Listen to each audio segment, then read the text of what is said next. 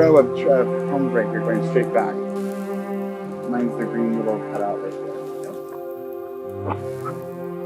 there. Scene C, shot one. Yeah, exactly. It's good. Read something like that. We were here a month ago taking people behind the scenes of where we've been, how we navigated through this pandemic, and how we're excited to resurrect this piece that was basically frozen in time for the past year. We've known each other for over 10 years, and I've always known you as a composer. Like from the first time we met, you gave me a copy of Stars and Pearls, and nothing about it was remarkable at the time, right? But I knew that fast forward to here we are entering our 10th year in CAI, you have so many beautiful commissions under your belt and so many beautiful compositions under your belt. We sat down over rum and cokes, right? Yeah. And you're like, I want to be a composer. And this was sort of like that first huge milestone for you. And I'm so glad that you get to celebrate it with Choral Arts. Oh, it only makes it more special to be a singer in the ensemble for almost 10 years now, and really know how you work as a conductor, how just the classic choral arts sound that we have, I'm able to really highlight that in a very special way. Right. So composing this has been really fun to be experimental in maybe instrumentation and structure, but really keep it to what we do well. And I feel like I've seen pretty much every piece of yours from way back when we were students in college together. You've always had this connection to nature. You've always had that theme or that element in all of your pieces. And I was wondering if you can shed maybe where that inspiration comes from. Talk more about that. Yeah, bringing nature into every piece of mine, either through text or something, just feels really organic to who I am. And that's why I think that when we hit on this idea, it was just like, okay, well, yeah, that makes total sense. You are picking the landscape, the roadmap for them to follow.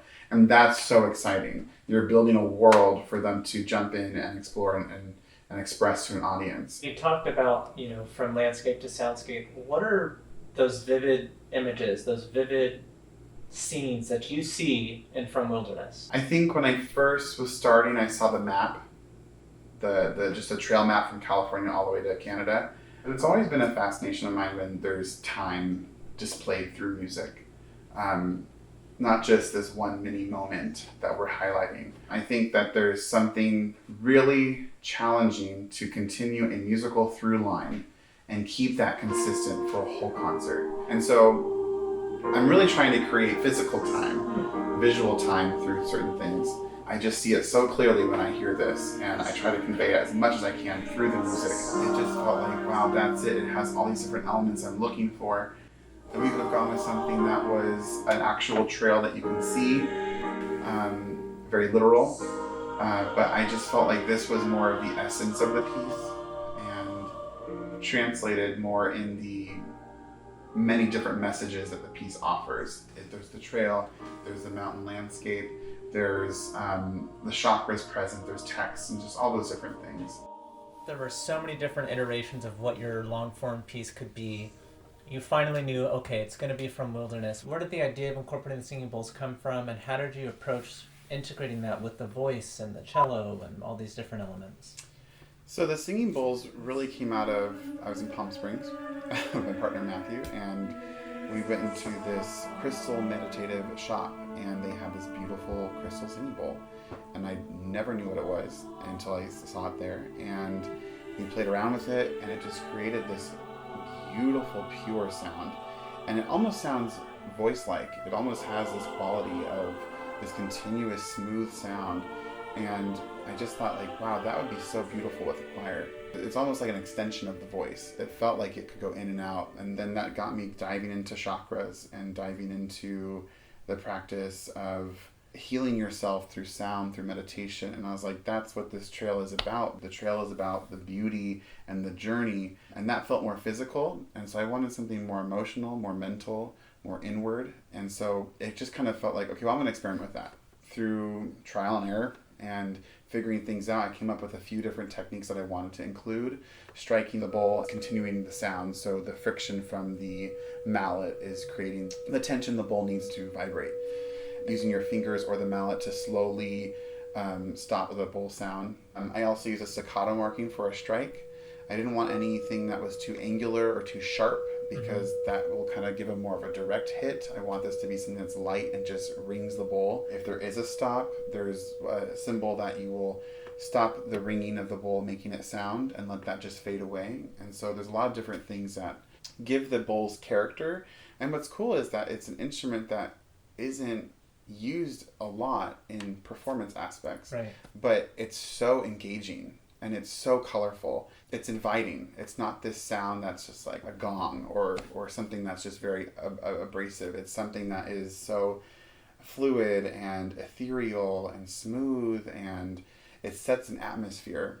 And that's what I really wanted, because I feel like choral music sets an atmosphere at times where it's not just this homophonic texture, it's this soundscape that happens. And this feels like, oh, that could fit right into that. So I'm so happy with how the instrumentation turned out. And Right. my experiments really kind of worked with this work. Walk me through like the text selection process for you.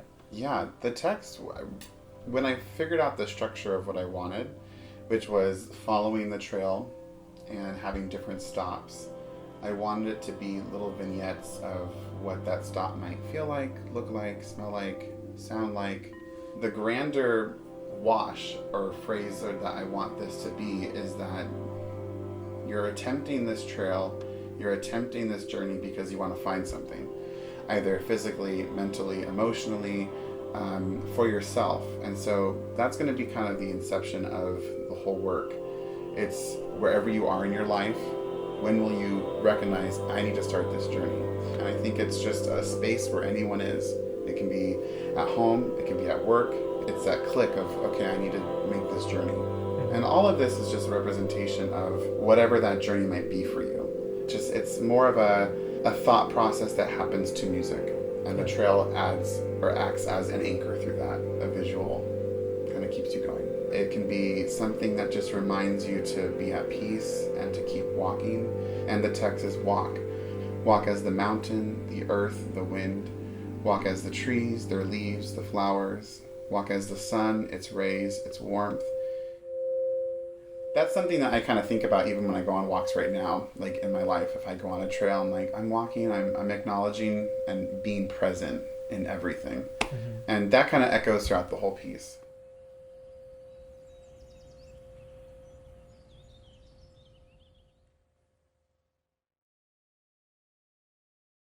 If you want to learn more or support this project, please go to choralartsinitiative.org.